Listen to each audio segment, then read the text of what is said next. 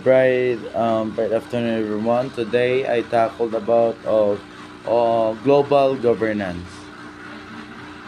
So, what is global governance? So, global governance is a purposive order that emerged from institutions, process, norms, formal agreements, and informal mechanisms that regulate action for a common goods. So, global governance is about to create a framework for cooperating collective um, action among nations and stakeholders to address global challenges and promote common goods. So it's emerged from institutions. So when we say institution, it's a formal organizations like the United Nations, World Health Organizations, and International Monetary Funds. The next is the processes. When we say processes, is the diplomatic negotiation, international agreements, and decision-making procedures. The next is the norms. So when we say norms, is a shared values, principles, and standard that guides behavior such as human rights and environmental protections. The fourth one is the formal agreement. It's treaties, conventions, and agreements that outline specific um, commitments and obligations. And the last one is the informal mechanism. It means that network partnership and collaborative that facility cooperations and coordinations. So next slide. So global governance brings together diverse actions to coordinate collective actions at the level of the planet. So what does it mean? So global governance refers to the complex systems of rule, norms, and institutions that regulate and coordinate global issues such as economic development, environmental protections, human rights, security, and health. So next slide. So global governance, the goal of the global governance is roughly defined is to provide global public goods, particularly peace and security, justice, and medi- meditation system for complex functioning marketings and unified standard for trades, excuse me, and industry. So global governance aims to provide global public goods which benefits everyone to contribute to a more stable and prosperous world. So here are the some key example including is the peace and security. It means to preventing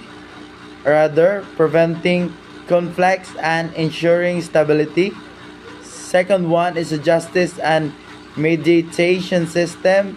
It means that resolving a dispute and promoting the rules of law. The third one is the functioning markets.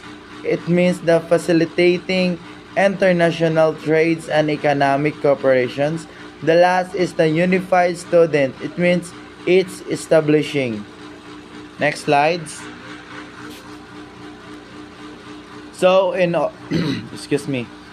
So in overview, global governance is the system of institutions, process, norms, formals, agreements, and informal mechanisms that coordinate collective actions across nations boundaries to manage global challenges and promote the common good, such as peace, economic stability, and cas- catastrophic risk management or catastrophic risk management rather. So now let us proceed to the methods of global governance. So what are the methods of global governance? There are four methods of global governance.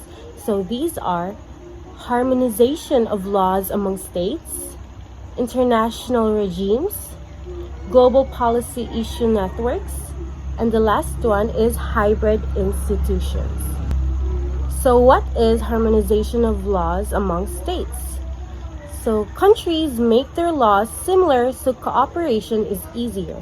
So this means that countries try to make their laws more similar to one another, especially in areas that affect everyone, like trade, environment, or human rights. So the second one is international regimes.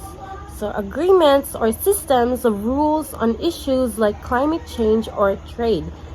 So these are sets of rules, norms, and decision-making procedures agreed upon by states to regulate specific global issues.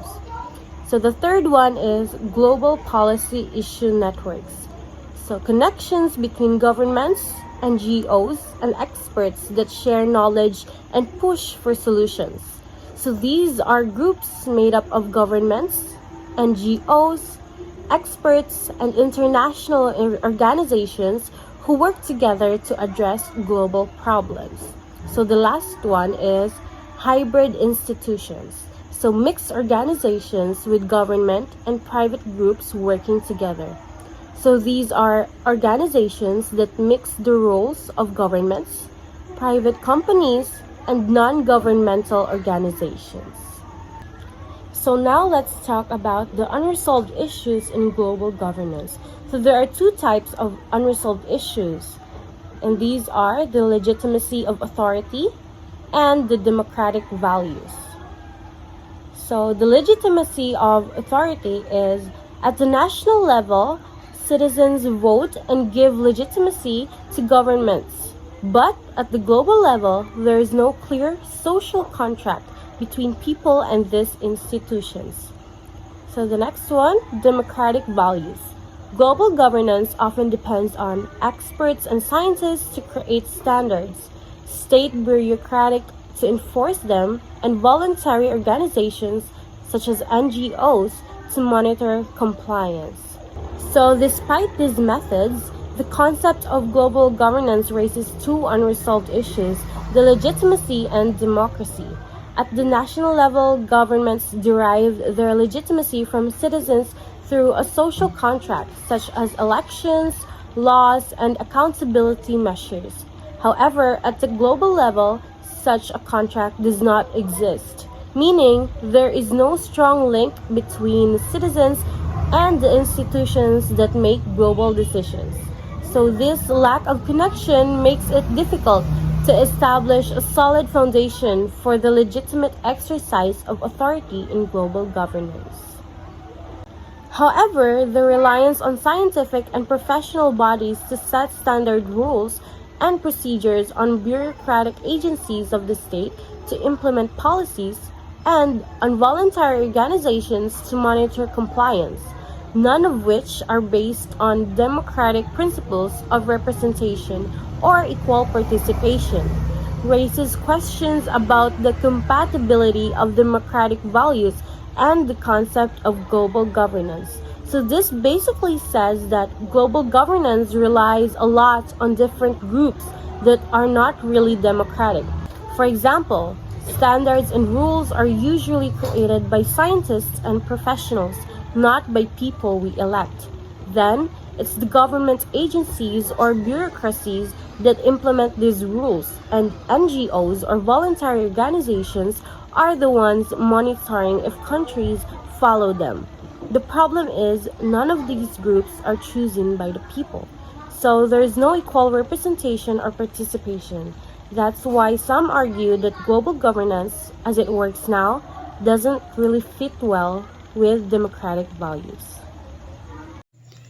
Bright morning, everyone. I'm Jasmine Rose Emersano. So today we are going to tackle about the global governance.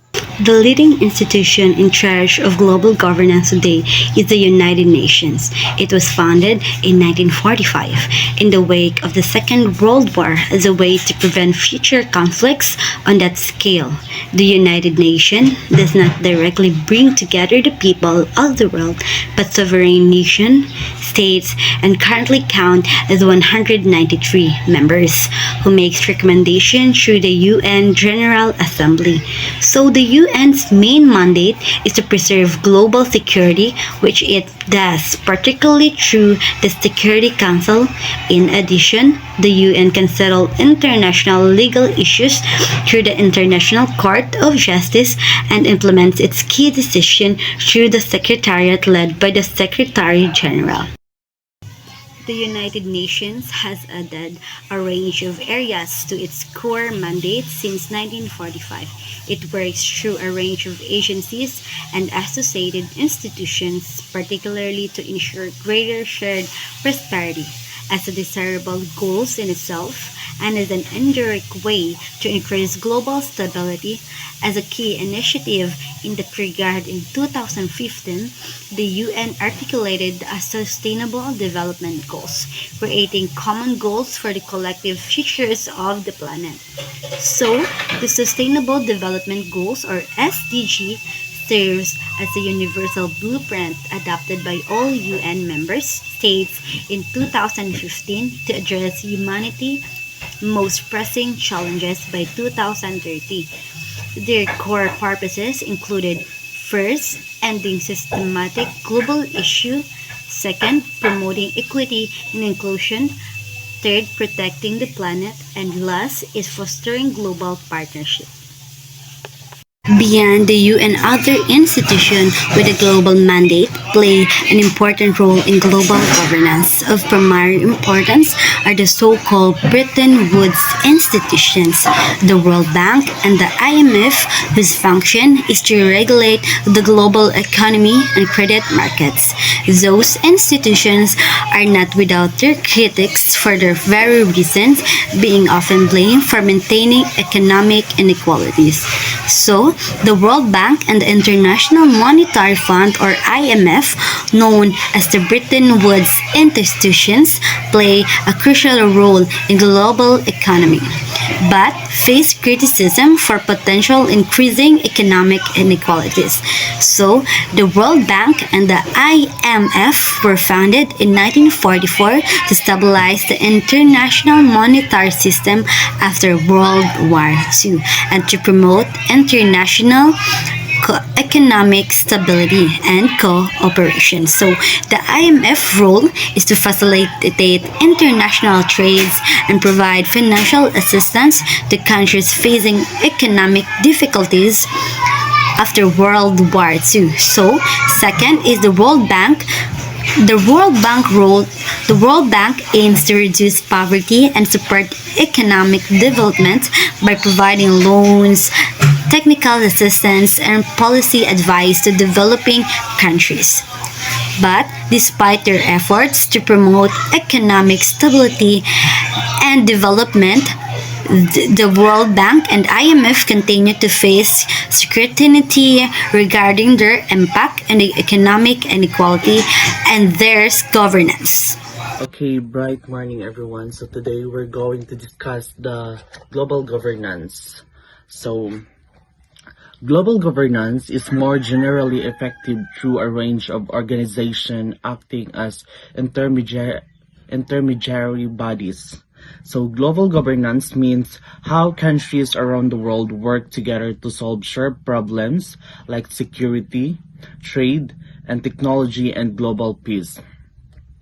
And those include bodies in charge of regional coordination such as the EU or ASEAN, which coordinate the policies of their members in a certain geographical zone. So this cooperation happens in different ways. Regional groups like the EU or the Europe or ASEAN or the Southeast Asia, where nearby countries coordinate their policies. And also include strategic or economic initiative under the leadership of one country, NATO for the US or China's Belt and Road Initiative, for instance, or more generally coordinating defense or economic integration such as APEC or ANZUS. Big power-led initiatives like NATO, led by the US for defense or China's Belt and Road for trade and infrastructure, economic and defense groups like APEC, Trade in the Asia Pacific or ANZUS, a defense pact. Finally, global governance relies on looser norms telling forums such as the G20, the G7, and the World Economic Forum.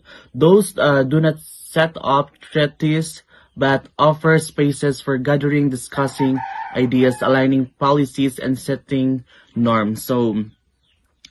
Forums like the G20 or the G7 or the World Economic Forum, which don't make laws, but give leaders a space to meet, share ideas, and agree on common standard. So this last category could be extended to multi-stakeholder institutions that aim to align global standards. For instance, the Internet Engineering Task Force or IETF and the World Wide Web Consortium W3C. So specialist groups like IETF and W3C which help set global rules for technologies such as how the internet works. So in summary, global governance is essential but fragmented, complex, and little understood. In this context, the key questions raised by the Global Challenges Foundation are how to reform institutions, how to develop alternative institutions, and how to use the new possibilities of technology to improve governance. So in short, global governance is necessary but also complicated and scattered across many organizations, so it can feel confusing and hard to understand. If we improve global governance, the world will be the better prepared to solve common problems like reduce conflicts and build a fairer and safer future for everyone.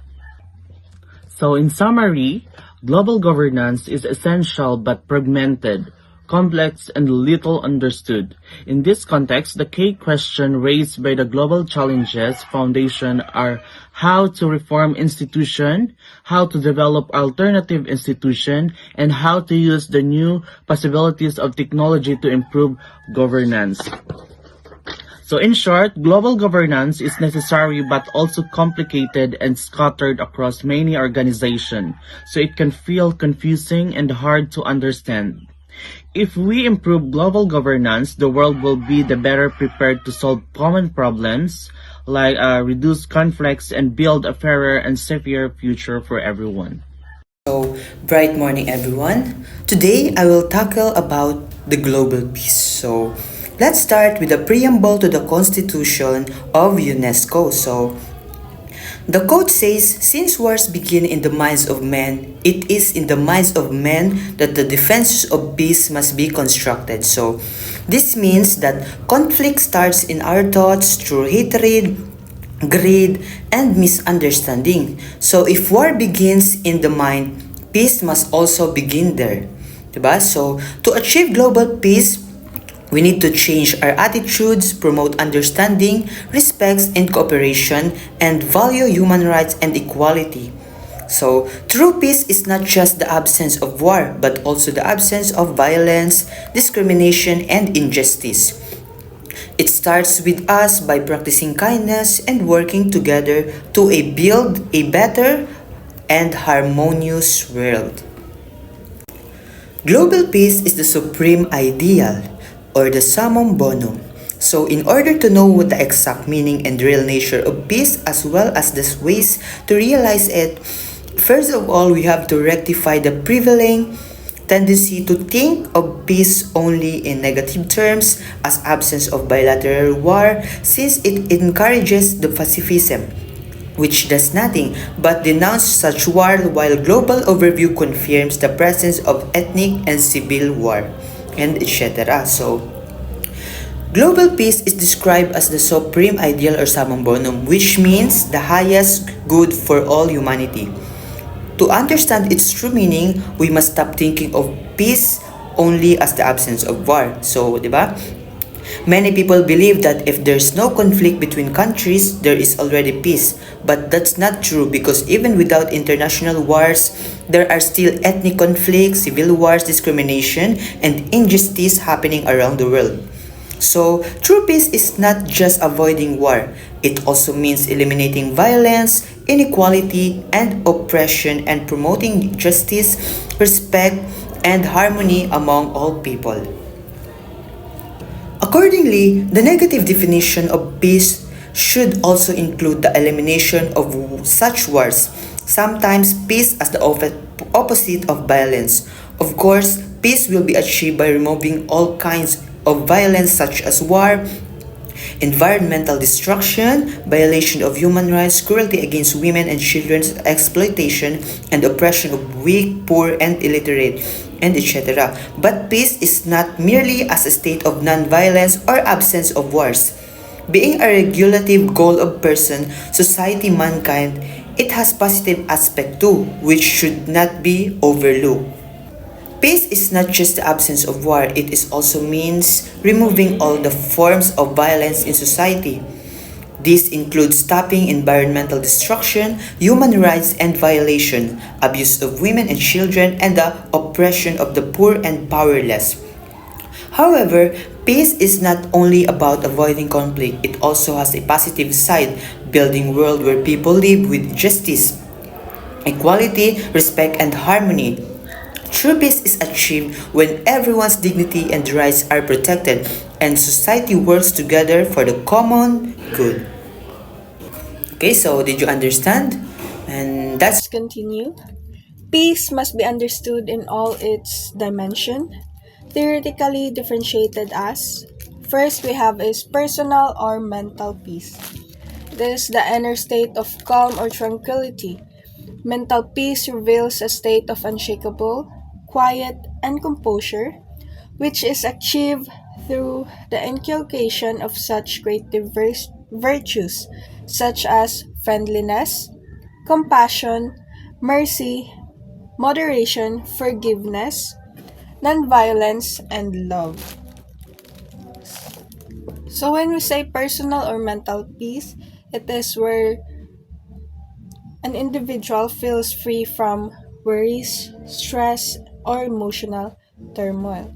One of the common characteristic of having personal or mental peace is having a clear and calm mind. Next we have is social peace. Social peace is a state of social justice and development. So no society could remain peaceful due to the current problem such as terrorism, unemployment, communal and ethnic riots, party politics, and other internal disputes. Besides, no nations could achieve peaceful state in this world of international network, complicated by market culture, ideological, and other differences along with ecological crisis. So peace at national level or national state of stability, progress, and freedom from civil disorder. So social peace, it is a state of justice and development. So to achieve social peace, we have to have mutual understanding, respect for diversity and individual differences, have a community engagement and understanding. So that's So next we have international peace. So international peace or peace are peaceful relation among all nations, meaning that all countries get along and don't fight. While the global peace, therefore, is peaceful coexistence of all existent, meaning that everyone here on earth lives together peacefully. And nevertheless, practically, peace is indivisible and has to be global if it has to be established on an enduring basis, meaning that it must be global because it is the foundation of the survival of mankind. Peace must be global, and it can't just be in one place, it needs to be everywhere to last. So humanity today faces a global crisis marked by violence, inequality, intolerance, environmental destruction, and widespread social and economic injustice. So For survival, if we want to keep living on Earth, we need global peace. Worldwide peace is not just desirable but necessary for humanity's continued existence, and without it, the numerous challenges we face could overwhelm us. So, to solve these problems, we can't just focus on one thing. We need everyone to work together peacefully so we can fix everything and make the world a better place. As issues concerning global peace are mutually dependent, global peace issues are not isolated by themselves, but they are deeply connected to one another, like a chain. So the principles of global ethics must be adhered to ideologies, politicians, moralists, social scientists, reformers, religious authorities, educationists, media and military personnel, scientists, as well as ordinary citizens of the world. So they all share responsibility for promoting ethics and peace. Without their cooperation to one another, peace and justice will remain out of reach. So we live in an age stained by cruelty, torture, conflict, and violence, which are not natural conditions but scourges to be eradicated. So since they are man-made, they are made by humans, it can also mean that they can be solved by human effort. Hence, global ethics expounds that peace may be achieved when exploitation and discrimination will be replaced by equality, in which no one should take advantage of others, that everyone deserves fairness. Of course, instead of domination, we should replace it with autonomy, in which people should have freedom instead of being controlled by those who are more powerful. And instead of fragmentation, we should replace it with solidarity, in which division should be replaced with unity and solidarity. So instead of marginalization, we should equate it, or we should replace it with participation. So everyone, even those who are unprivileged, those who are weak, should have a voice in every decision. So global ethics also tells us to change our values or the way we think. So instead of vertical relationships, we should have horizontal relationships in which we treat each other as equals, not in hierarchy, not based on age, not based on social status, not based on what we do or who are more powerful than us, but we should have horizontal relationships with others.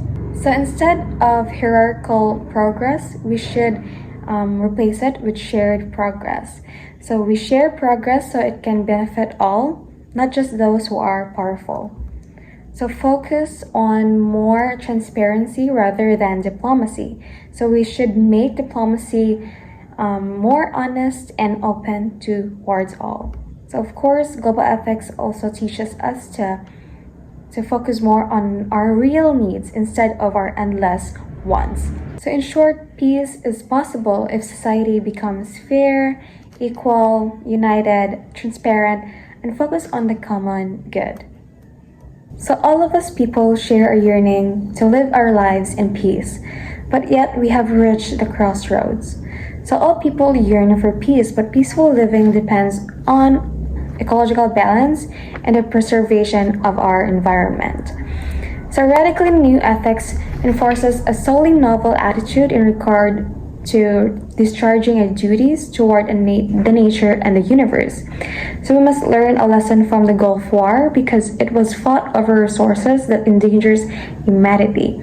So it reminds us that conflict can arise when we fail to protect and share the earth resources responsibly. Also, truism emphasizes that ecological security transcends national boundaries, in which environment has become a human responsibility. So all of this is a shared responsibility of all nations and all of people.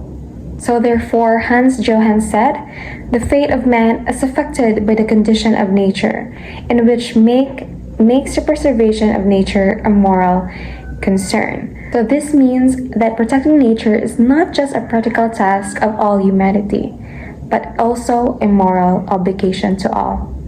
In conclusion, global ethics is the foundation for achieving peace. It requires cooperation at every level. It can either be political, social, religious, scientific, and environmental. So the responsibility for peace and environment is universal and shared by all. Thank you.